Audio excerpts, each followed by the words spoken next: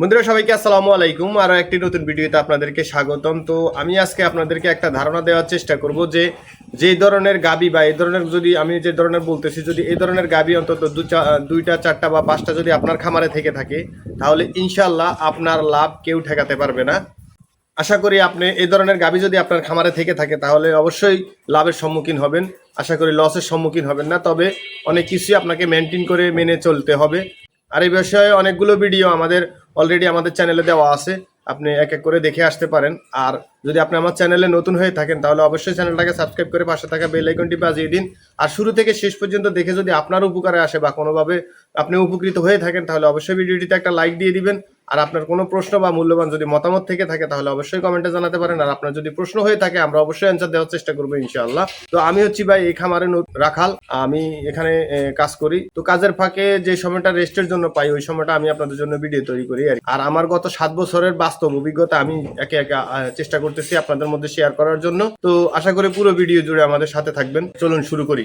তো বন্ধুরা আপনারা যে গাভীটি দেখতে পাইতেছেন এটা হচ্ছে আমাদের খামারের অলরেডি 3বার বাছুর দিয়ে দিয়েছে। তো আমাদের খামারের বয়সই হচ্ছে ধরেন আপনার 3 বছর। তো 3 বছরের ভিতরে এই গাভীটা মানে আমি এই খামারে যখন আসছি আসার পরে মানে 15 দিন মানে আমি এই খামারে আসার 1 সপ্তাহ আগে এই গাভীটা আর এই গাভীটাকে কেনা হয়েছে। এই দুইটা একই সাথে কেনা হয়েছে একই জায়গা থেকে। মোট এই দুইটা গাভীর দাম পড়ছিল 5,25,000 টাকা।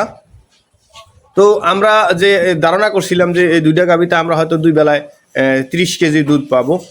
তো আমাদেরকে অনেক বেশি দেখাই দিছিল, কিন্তু আমাদের ধারণা অনুযায়ী আমরা 30 কেজি দুধ পাইছি।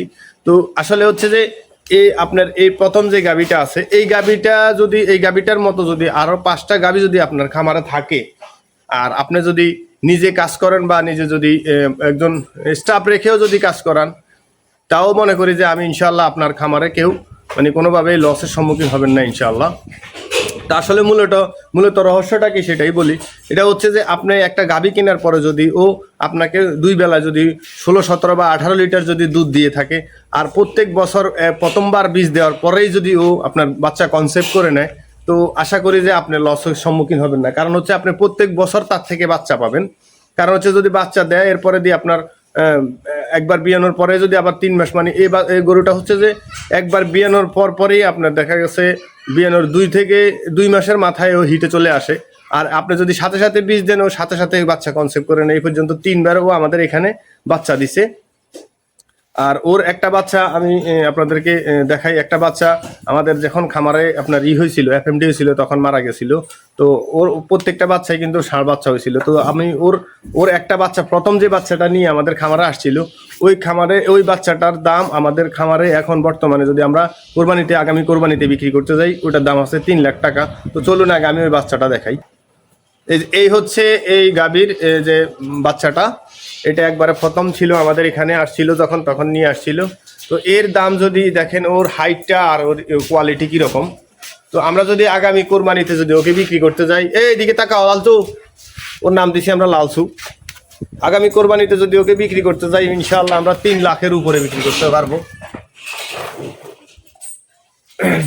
তো একটা বিষয় মনে রাখবেন, যদি আপনার খামারে যে গাভী আপনি কিনবেন যদি প্রত্যেক বছর বাচ্চা দেয় আর যদি প্রত্যেকবার আপনার একবারে যদি বাচ্চা কনসেপ্ট করে নেয় সেই ক্ষেত্রে আপনি যে পরিমাণ লাভবান হবেন আপনার লাভ কেউ ঠেকাইতে পারবে না। কারণ যদি আমাকে 14-15 কেজি যদি 15 কেজি 16 কেজি 18 কেজি পর্যন্ত 2 বেলায় দুধ দিছে, এরপরে হচ্ছে যে আপনার বাচ্চা ধরেন একটা মারা গেছে, যদি এটা মারা না যাইতো তাহলে দেখা যায় আমার 3টা বাচ্চাই থাকতো। তাহলে 3টা বাচ্চা ওইটা যদি আমি 3 লাখ টাকা বিক্রি করি তাহলে বাকি বাচ্চাগুলোর দাম চিন্তা করেন। যার আমরা চিন্তা করে রাখছি ওকে এর পরের বার আমরা শাহিওয়াল দিয়ে বীজ দিব, কারণ এর প্রত্যেকবারই ষাঁড় বাচ্চা হচ্ছে।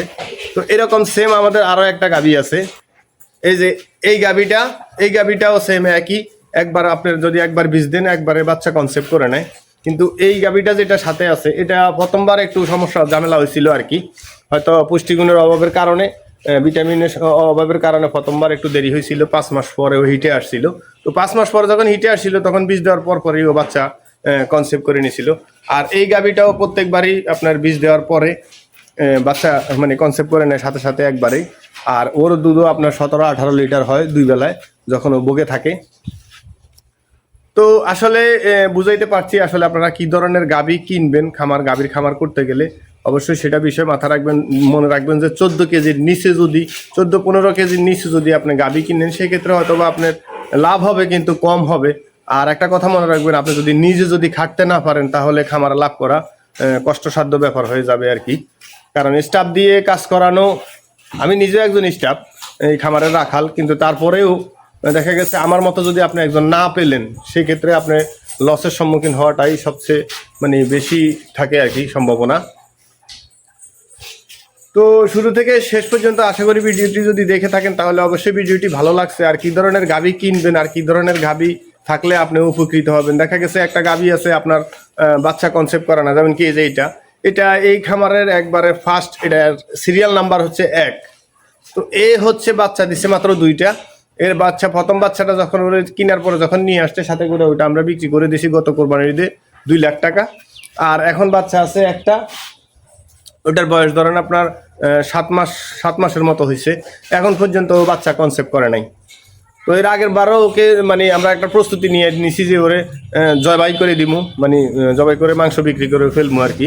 তো সেক্ষেত্রে যখন ওকে জবাই করবো, জবাই করার 1 মাস আগে যখন আমরা বুঝতে পারছি তখন যে ওর পেটে বাচ্চা আছে, কারণ ওর যতবারই বীজ দিতাম, বীজ দেওয়ার পরে হিটে আসতো, বীজ দেওয়ার পরে হিটে আসতো কয়দিন পরেই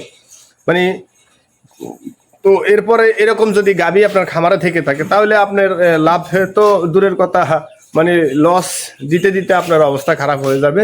তো অবশ্যই গাভী কেনার ক্ষেত্রে সবকিছু জেনে বুঝে বিশ্বস্ত লোক থেকে অবশ্যই গাভী কিনবেন।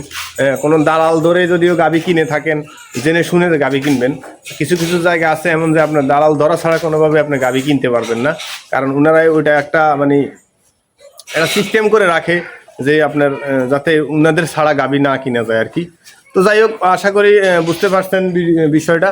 যদি বুঝে থাকেন আর যদি ভিডিওটি এই পর্যন্ত দেখে যদি কোনো প্রকার ভালো লেগে থাকে তাহলে অবশ্যই একটা লাইক দিয়ে দিবেন।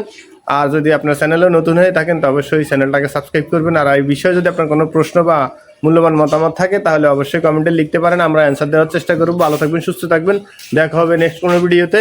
আসসালামু আলাইকুম ওয়া রাহমাতুল্লাহি ওয়া বারাকাতুহু।